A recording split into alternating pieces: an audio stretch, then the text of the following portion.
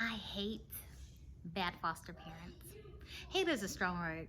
I strongly despise bad foster parents. And this comes from currently being a foster parent and from working almost a decade in the child welfare system as a social worker. Let me rewind. This video is gonna be like a 2-for-1 video.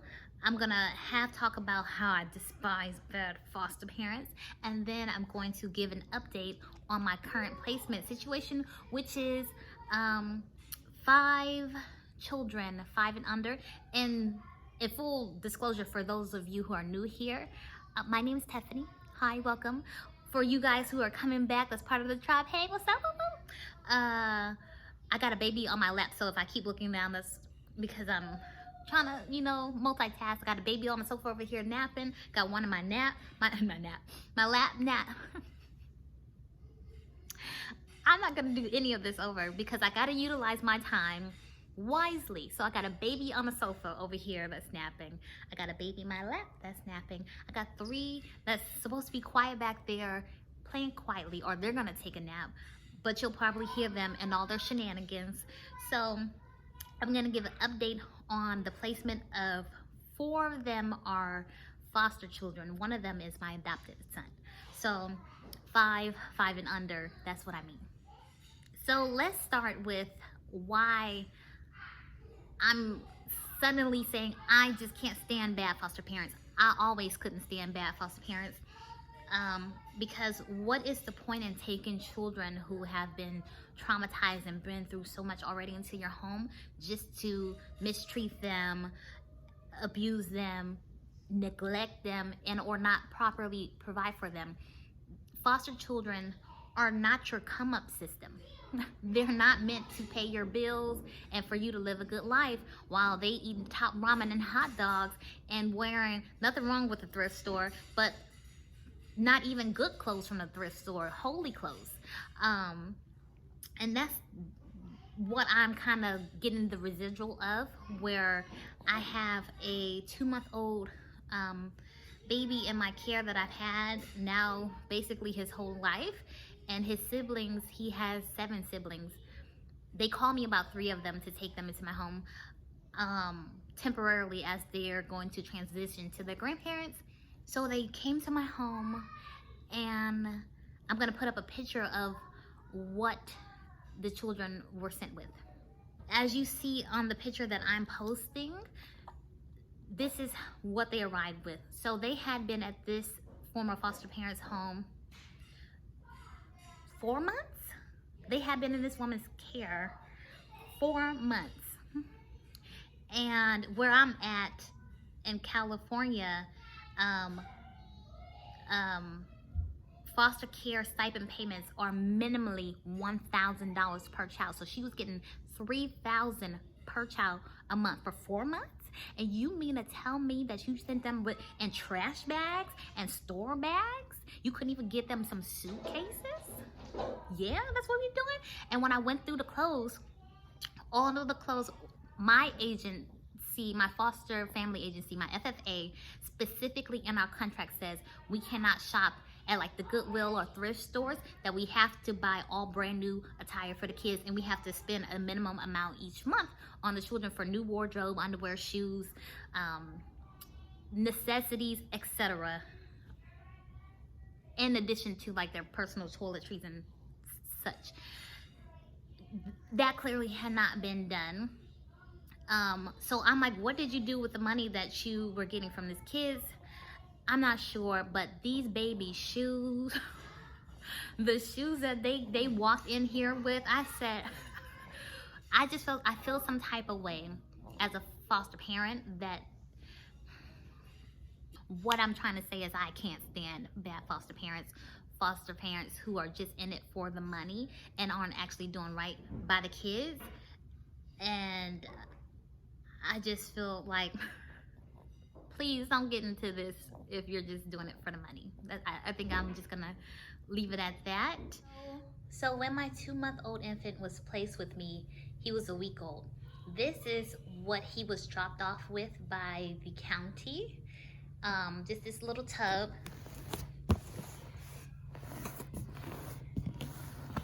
And on the front of the tub, it says, love much, love well, 6 to 9 month boy stuff. So the baby came with only this and nothing else. At 1 week old, he came with 6 to 9 month old stuff. Let's look inside. Inside, wipes. I don't know what's in that. We're looking at in a minute.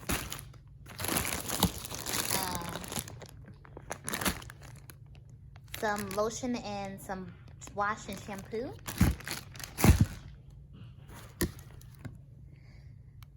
Six to 9 month old clothes. So if he's a week old,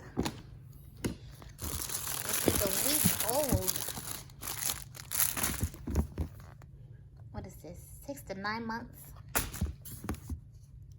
Some bottles. A nice little blanket. 9 months old. 9 months old.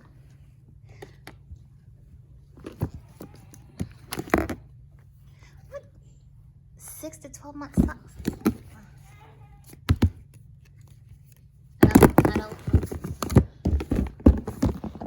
That's it. So you see with the county what they provided. They provided 6 to 9 month, a couple like 2 or 3 outfits, some bottles, which for him doesn't really work because he's colic, and we got the colic bottles, which actually really does help alleviate some of those gas and gas bubbles and stuff like that. So I recommend that for anyone who has a colicky baby. A blanket.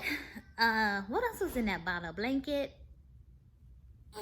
like 4 bottles, 3 outfits, 2 outfits, 3 outfits, and a book. I think that's it. No diapers, no nothing. And they couldn't tell me anything about, you know, this child either. They didn't even know the baby's name when he first got here. So it was just, who's up for his nap? Hold on, y'all. It's really interesting kind of being on this side of things at the moment, because as a social worker, when I came across foster parents who clearly were doing the bare minimum. Who's that in the hallway? These kids. What was I saying? Something about being a social worker. And when I came across foster parents who, that scratching noise is the dog outside. I had no, because I had authority as a social worker to like run into people's houses, look in their cabinets, look in the kids' closets to see exactly what's being purchased, what food's been provided, because you're not gonna feed them noodles and cereal every day. You're gonna get some steak on the table today. And literally, I've reported foster parents to licensing as a social worker, because these kids are not your meal ticket. You're not gonna just have top ramen in the house. So being on this part of the scenario where I'm like receiving children who clearly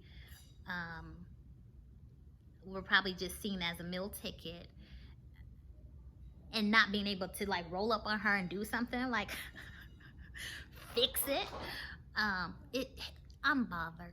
And I just wanted to just vent to you guys that I'm just annoyed that these babies, I can't stand, like I can't tell you how many kids over the years that I've seen with trash bags and shopping bags. You guys can't even get them a duffel bag. You can't get them a suitcase. Like, it's not like these babies go from home to home with trash bags. And it's not just something you see on TV. I've seen it for years that these foster parents do this, and it's a shame that as the social worker, you would have to say to the foster parent who you think are doing this for no noble reasons, hey, when this kid leaves this house, it better not be with no shopping bags. It better not be with no trash bags. I want you to go out and buy suitcases. Not used suitcases, get some good suitcases. And I made sure that I did that for every child that was on my caseload. while I was doing that sort of work. I'm done with this. I'm gonna get mad. But yeah, I'm done venting because I'm just upset that these babies showed up with bags, and the clothes that were provided weren't even suitable. They were several sizes too big. For example, one child is a 3 to 14, size 8, like child 8, like elementary school 8 clothing. The other child, the same thing, or like it was reversed for the other child where the child was sent with 2T even though the child should be in a 5T, sent with a 2T. No underwear for none of the children, no socks. You seen the busted shoes. When the 1-year-old came, no diapers. Sent the baby with not even one spare diaper. And I got these kids, they ended up showing up later in the afternoon, 7:38. Not one diaper, not a schedule, not a written note that said, hey, this is the schedule for the kids, this is what their routine, this is what they're accustomed to, this is no type of transition or knowledge. Like, I don't know, maybe I just have a better mindset with when they leave, this is how I'm gonna hand them off, so that the next person who's gonna care for them, well, it's their relatives, so they probably know way more than I do, but if they were going to strangers, I'd be like, okay, nap time's at this time, this is what they don't like, here are allergies. It's just like there was, apparently the foster parent was upset and actually called the agency and requested come pick them up now, which you can't really do, you can't do, but there's some stuff going on over on that side. It ain't my business, but the baby's got the short end of the stick. And if you're really in this to help nurture and love and protect and provide for some children who just have no one to do so right now, then shame on you for basically kicking these kids out and then putting all their stuff in trash bags. You're a scumbag. I'm done. Anywho, on to an update on the placement situation. Ooh, that dog don't stop knocking. Okay, I know, I'm sorry. I'm a douchebag. I'm sorry. So I have the baby that's 2 months, a little over 2 months. He's a little over 2 months now. 1-year-old, 3-year-old, 5-year-old, and then my 5-year-old son. And let me tell you, these kids keep running in the middle of my recording. 1 minute I got the baby that wants to, oh, you smiling at me, hey. 1 minute I got one crying in my lap. The next minute I have people running across the background back there. What I was saying was, when I had the kids placed here that first day, the first day, it was very interesting because, you know, the 1-year-old was very wary for like the first hour or so, and then he warmed up. The siblings are just no perception of stranger danger. So they were very, hi, how are you, hugs, hey girl, what's up, this your home, this our home now too. So it was very easy. With the welcoming and the greeting, especially I think having my son made it very easy for them to adjust and just kind of settle in. So how has it been having 5 children, 5 and under?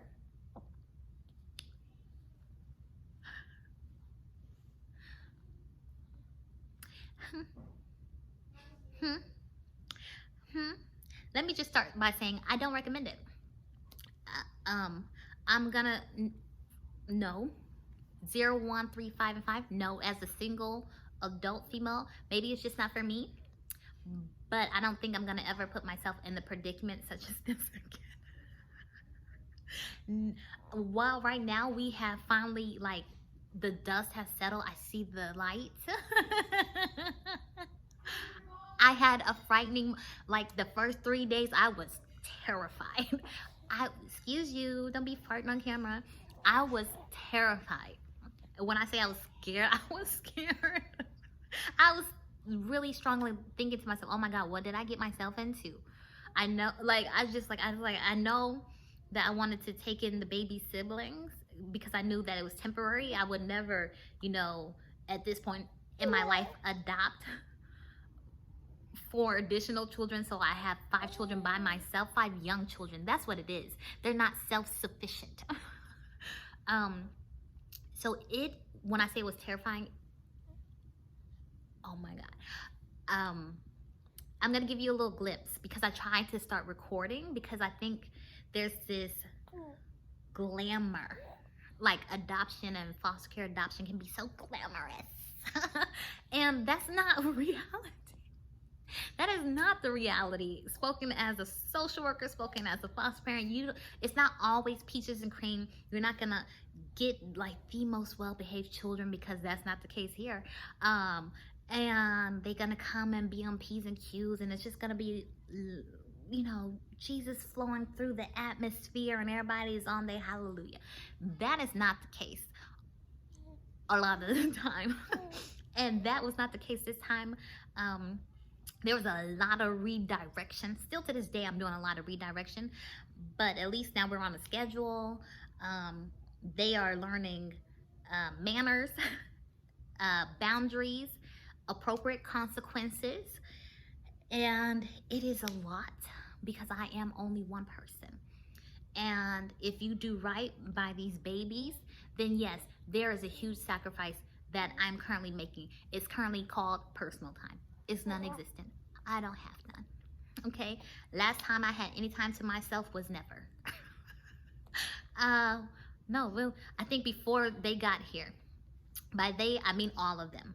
So, beginning of May was the last time I had any time to myself because the baby is with me 24/7 and I have to watch the baby because the 1-year-old, bless his soul, is so hands-on aggressive with the baby that I can't trust him. He pokes him in the eye. He tries, if his diaper's off, he tries to like pull his genitals, just all kind of weird stuff. So he like pulls his hair. I can't, you know, trust the baby by himself with the baby. Hi, honey. But yeah, so like I was saying, I feel like there's this false narrative that's put out there that it's always glamorous and just fabulous to adopt and to be a foster to adopt parent. And I want to, if I'm gonna let you guys into this journey that I'm on, I want to show you the good, I want to show you the bad, I want to show you the ups and downs. And even though that the siblings that I took in, I didn't take in for the purposes of adoption because I already knew they were going to grandparents in a few weeks. Just fostering them wasn't peaches. It wasn't easy. It has not been easy. And I'm gonna show you this video.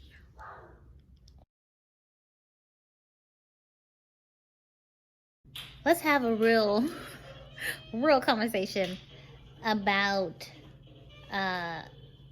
fostering 5 children, 5 years old and younger. A newborn on my shoulder, 1-year-old almost naked in the hallway, 3 and 2 5-year-olds. I'm gonna show you my house. Anybody who knows me knows I like to keep my house clean. And I've dealt with like anxiety off and on over the years, and a triggering event for the flare of my anxiety is a dirty house.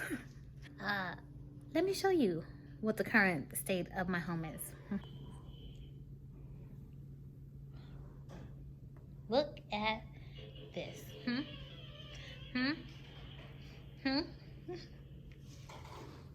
Look at this.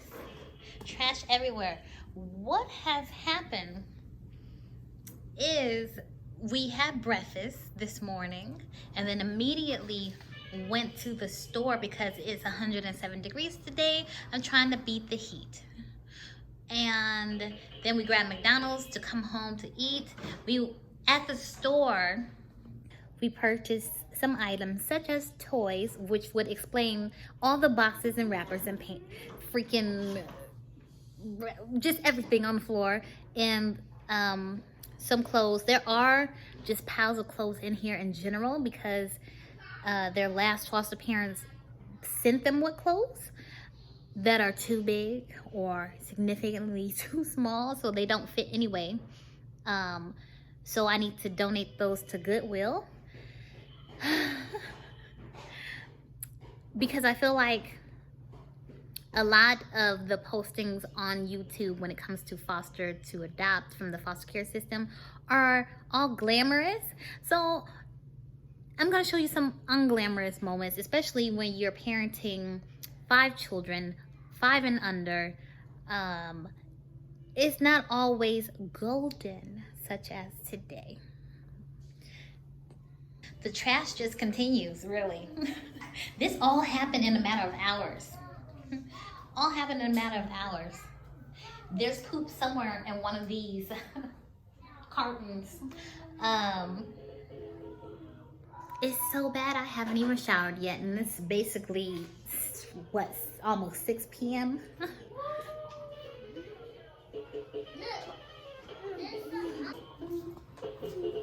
There he goes. Trying to be careful and not actually get any of the faces of our foster children, to respect their privacy, because if they go home, or even if they're adopted by a family, you don't necessarily want their business out there unless you are their parent and you're making that decision. And even then, it's how your child is vibing with the experience. So let me take you guys to my room, okay? You know what this is? The dookiest diarrhea diaper from Little Naked Baby in the Hallway, okay? My bedroom is like diaper station central. The bassinet is like a diaper holder at the moment. Like, it's getting real. Like, it gets so easy to lose control so fast. And I think he's pooping. This little fella is 2 months old now, and he's been here 7 out of the 8 weeks of his life. He's colic, and what works for him is motion, moving, cuddling, snuggling. So if I put him down, he screams his little butt off. What has really started to work for us is this little bopper pillow. I don't know if it's because it has a crater, so it's like maybe someone's holding him, but it gets really difficult to start trying to clean up because I can never have free arms, and especially here comes this baby down the hallway. If he wants some cuddles too, so then I got 2 babies in my arms. So I know that my son has been groomed to pick up and clean up and assist in chores and stuff. So now I have to teach our new friends the same. You guys, I swear I don't think I've ever seen my house this dirty in my entire life. And my brain's like foggy. I'm a little sleepy. Like I said, I haven't showered yet today. I haven't eaten yet today. I don't think I've even put water to my lips to drink, which is really unhealthy. To go. So I'm gonna have to get everybody on a schedule ASAP and make sure I practice self-care first with cleaning my house. That's my first goal today, is to clean my house. My phone battery just told me it was going to die. So I'm gonna sit here and talk to you guys for a couple of minutes while hopefully baby goes into a deep sleep and I can put him down in his little new bopper and clean up my house. And then I can catch up with you guys after the video, hopefully in a clean home, because this is Like, it's gross in here. And if anybody stops by, I'm super embarrassed. Now it's been 3 days with the kitties, having them all here. I used to say I wanted like 6 kids. Originally, I wanted 12, then 8, then 6. I've been stuck on 6 for the last couple of years. And now having 5 kids here, I'm like, I say this might be our only child. No. Really though, as a single foster parent, as a single foster to adopt parent, I wouldn't recommend so many children at such a non-self-sufficient age. So I think it'll be fine if more of them were self-sufficient, but they're not. You know, 2 of them depend on me for every single thing, are in diapers, and, you know, need to be fed, etc. The other 3, well, my son's pretty much self-sufficient, but the other 2 children, 3 and 5, unfortunately came with little investment by their biological parents, meaning they can't even really tell you how old they are. They don't know their colors, their numbers, have speech delay. Like, there are a lot, they have some challenges right now, and I think it's more environmental because no one was taking good care of them, versus it being some type of, my brain is off, y'all. Okay, I feel like I'm not really focused, so I'm trying to like steady my eyes. But it's hot outside. It's triple digits. I'm hungry. I'm thirsty. Tired. Okay, so clearly I couldn't finish that last thought because my brain is just not cooperating with me right now. Yeah, babies. But you all know what I'm trying to say, that had they had proper, sufficient nurturing, I think they'd be more independent and they wouldn't need so much assistance with simple things. Where I think I was in the midst of my fear, really like looking at my life like, what did I do? How do I get out of this decision I made? Okay, baby. So the video that I just showed you guys was recorded, I believe, a full 7 days ago. 7, maybe more than a week ago. It's been more than a week. That shows you how delayed I am with my recording after that, because we just had to get settled in. We had to get our life together. Before today, there was just no way I could record, period. I know I wanted to start like posting on social media and all that stuff. It was just no way. And I'm lucky that I had the other videos kind of done and in the vault, so that there hasn't been this big old delay again with me putting out content for this journey. We are still adjusting over here. It has not been easy. I don't recommend any single adult take on 5 kids, 5 and under. 2 of them are in diapers. 1 of them still has a lot of accidents. And it's just, when they come from the particular background these kids came from, there's concerns.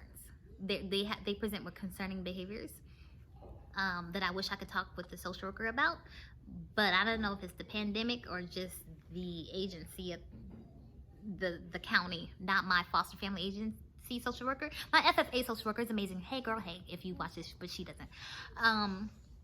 But the county social worker, I've had very minimal, which I know is the norm, speaking from personal experience as a social worker. I've had very minimal contact. I've talked to this lady, I think, twice on the phone since May. And I've been waiting to have a visit so I can be like, hey, these babies need counseling. They need X, Y, Z, and because there's things that's going on that needs to be addressed. So I say it's difficult because I have the newborn who's colic, who, you know, we have days where it's very good and, you know, basically he eats, he sleeps, he poops and repeats. And then we have days where his colic's on 10, his colic's on 27. And there is no sleep and there's no quiet and there's no peace. And I got the 1-year-old that needs love and attention too. And the other children aren't as self-sufficient. I know, honey. Hi, baby. Aren't as self-sufficient as they should be. So it's basically a lot of pulling from me, and it can be sometimes overwhelming and draining. And when I tell you my day to day right now is, you know, I feed the baby every about max 3 hours, maximum 3 hours. And he sometimes eat every 2 hours, still at 2.5 months because of his colic and his digestive system is so wonky. He can't consume too much formula right now without vomiting or just having horrible gas that contributes to the colickiness. So I have to sacrifice feeding him more so he sleeps longer for his comfort. So I feed him less, he sleeps less, I sleep less, but he's more comfortable. And this is by doctor's order. Basically, I'm up for the day around 5, top 6 a.m. The 1-year-old is also up between 6 and 7 a.m.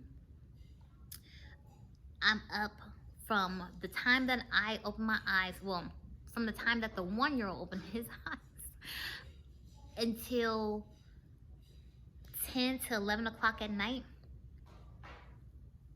There is no rest for me. Like, when I tell you today is the first time that I'm able, like usually right now during nap, I'm cleaning, I'm preparing for dinner, I'm washing, scooping poop. Something needs to be done in the house right now that I'm sacrificing to make this video for you guys. So you need to appreciate it. You need to thumbs up it so that the YouTube algorithm, however you want to pronounce it, can help a sister out.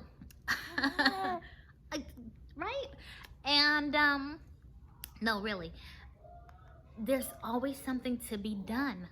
There's like 5 kids, 5 and under. They're the dirtiest things I've ever, like, I cannot keep the house clean, the toys, the bathroom, just everything. Bath time, oh Lord help us.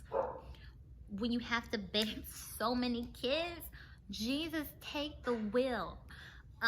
So it's just, it pulls from you a lot.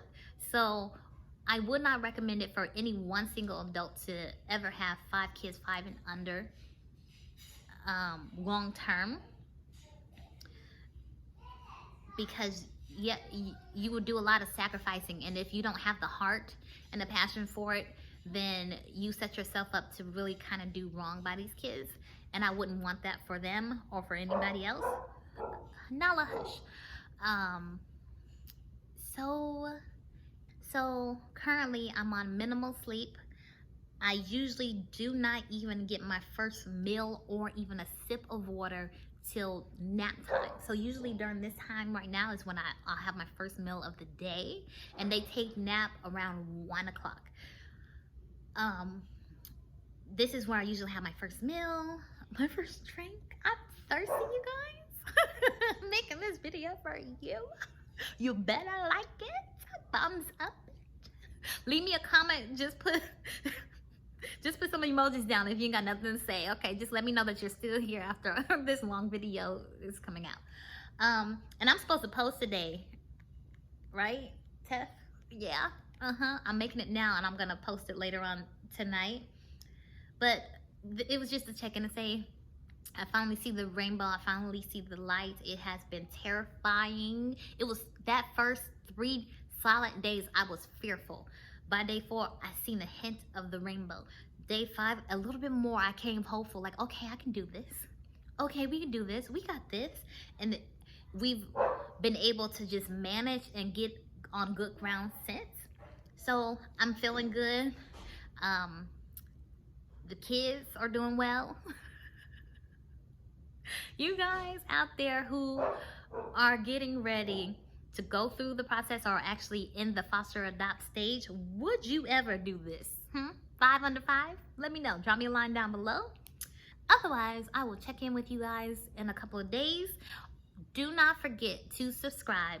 If you are subscribed, do not forget to hit the notification button. YouTube has kind of unsubscribed people, or like, I don't know what's going on, but just make sure you're subscribed. Make sure the notification bell is hit.